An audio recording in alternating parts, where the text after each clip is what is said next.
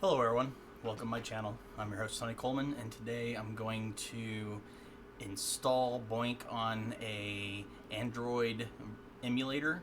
I've had a few people ask me to do this because they are novices when it comes to distributed computing, and sometimes the application isn't as straightforward as we would like. So we'll get started. First, you're going to want to sideload BOINC onto your emulator. I'm using LDPlayer version 4. As you can see here, I have several, but these two are already attached and going, but the one on the left here is an instance that I am going to add now so that it gives you all the steps. So I'm using the Brave browser. I'll be using that to download BOINC. So just go to your browser and just search for install BOINC or download BOINC. Basically, you're just wanting to get to their download page.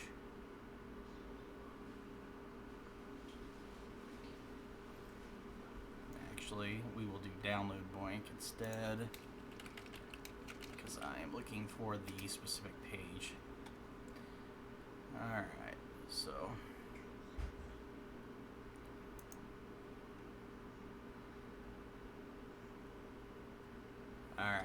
it'll bring you to version 7.18.1.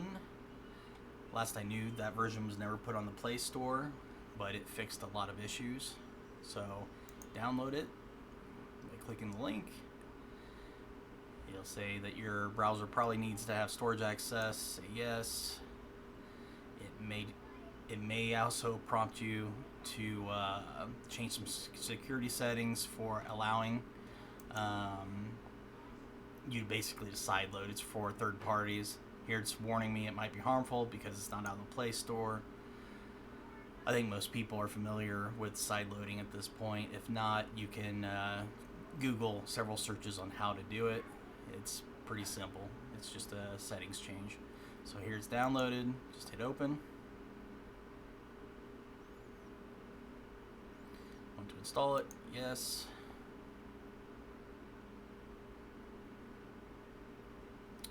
Go ahead and open it. And as it opens, it's going to go straight to prompting how you want to connect projects. I use an account manager through BOINC Stats. I will also be showing you how to add a project manually here in a moment, because the project that I'm going to be adding, the Parley at Home, it's currently not on the BOINC Stats BAM account manager. BAM stands for BOINC Account Manager. So if you hear terminology like that, that's all it means. But click on Use Account Manager, and it should go into prompting for, here's the website for the account manager. Next, we would put in our usernames, which I go by Coleslaw. And then with the password, I will kind of hide that from you because you really don't need to see my password.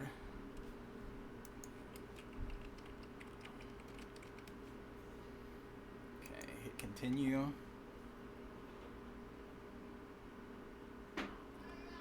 As you can see, it is trying to connect. So right here, I by default have it connect to 3 projects on every device I have. If you made your account fresh at boincstats.com, it won't attach to anything until you tell it to. But I've set mine up to always attach to at least these 3 projects. But those aren't the projects I'm trying to connect to today, because they don't have any work that's available for the x86 version, except for working at prop at home. But they actually aren't doing any helpful science. They basically just monitor your work units that you're using from other projects to collect stats, basically. So to add another project, you can basically click on the plus, and you can add anything that shows up there. But since we have bam, attached.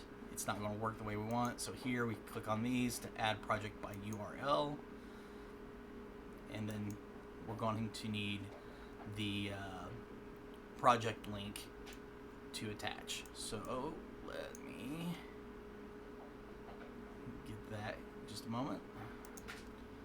Alright, the link we are looking for is https://parlea.ru/BOINC test, and just hit continue. And then from here we want to enter our account information. So just hit that arrow, you put in your email address, your username, whatever you want it to be listed at the project, and then your password at the project. That's if you already have an account. If you haven't, you can hit register, but I'm going to assume that anybody who's using this probably already has an account set up and is just looking to make it. So let me cover up my user information, because you really don't need that.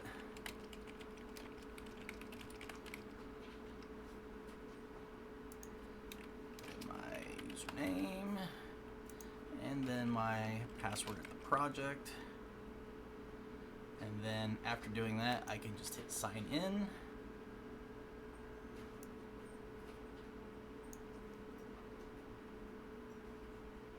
I've got my checkbox by it, so now I can hit finish, and you can see that it's up here. It is now doing the project communication to download all the necessary files.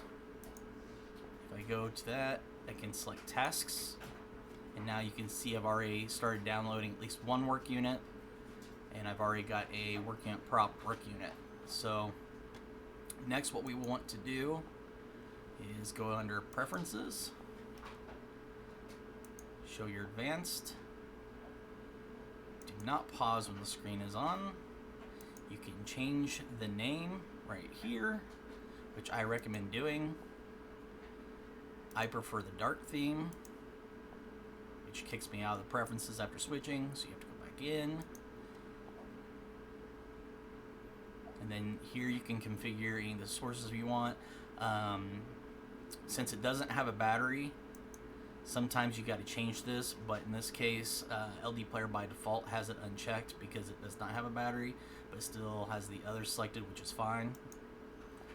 If you were to check that it needed the battery, it'd be looking for a battery in the device and it would not start because it'd have complications detecting it. So from an emulator, you don't want that on. So CPU cores, this emulator has 4 assigned to it. I want it to use 100% of the time because that's pretty much what it's going to be doing. As far as storage goes, I'm not worried. RAM, yes, use all of it because that's what this is for. And then you're going to want to set enable remote control. The reason I say this is because some of the projects need it and it's almost mandatory for them, like working at prop's not going to work unless you set it, and Parley might not, depending on how they have the workings at the time. Now this could change over time. Projects may find other workarounds for them, but for now I highly recommend it. For your authentication key, I always change this to something else. It's usually something random. It don't matter that you see this because I'm going to change it anyway. I'm going to change it to something that is easy for me to remember and use. But after changing it, BOINC is supposed to automatically restart itself, but it doesn't always do that.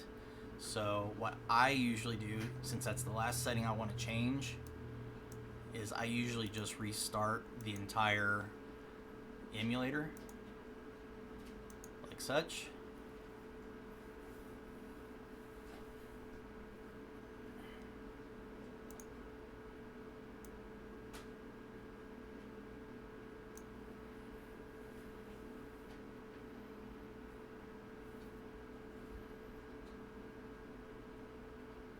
Let it finish booting up.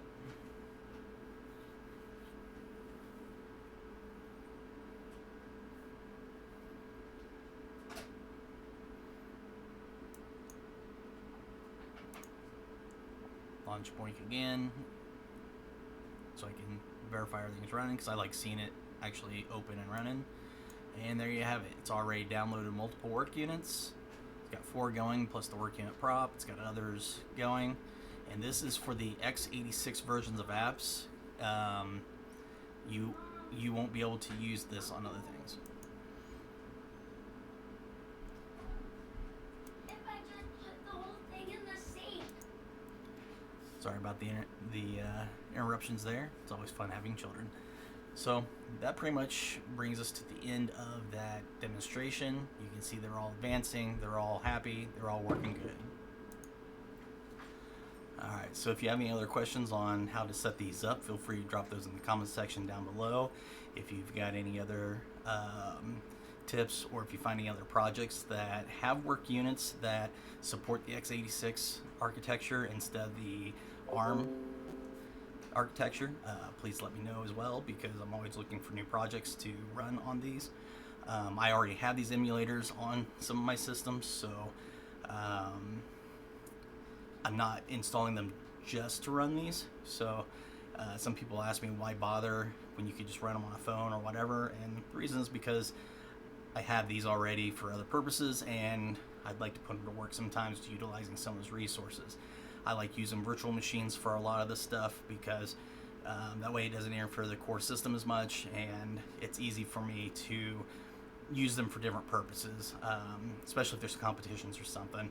It can really help modular, make things modular and easier to tweak. So that's all I got for you today. If there's anything else, like I said, go ahead and add it down below, and please subscribe to my channel. Hit that bell button so that you get further notifications, and hit the like button so that my videos will come up more often for other users. So until next time, have a good one.